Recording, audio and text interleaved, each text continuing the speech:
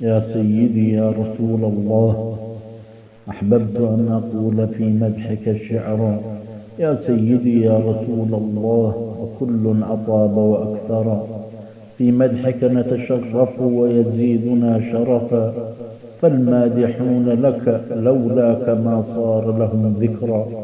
كفاك فخرا وتشريفا يا سيدي أن الله مدحك في القرآن وعلى لك ذكرا، فأنت حبيب رب العالمين وشفيع للمسلمين، ولك من دون الرسل الشفاعة الكبرى. الحمد لله الذي جعلنا من أمتك، ونسأله أن يحشرنا تحت لوائك يا سيد البشر. والصلاة والسلام عليك وعلى إخوانك يا سيدي، يا من شفاعتك ترتجى دنيا وأخرى. والصلاة والسلام عليك دائما وأبدا، وعلى الأنبياء والرسل يا من أنت للمذنبين ذخرا.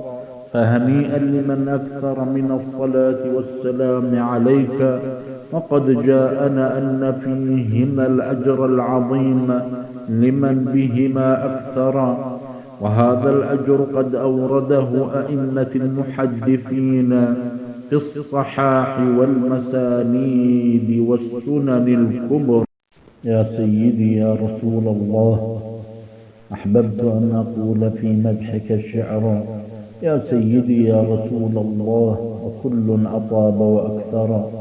في مدحك نتشرف ويزيدنا شرفا، فالمادحون لك لولاك ما صار لهم ذكرا. كفاك فخرا وتشريفا يا سيدي أن الله مدحك في القرآن وعلى لك ذكرا، فأنت حبيب رب العالمين وشفيع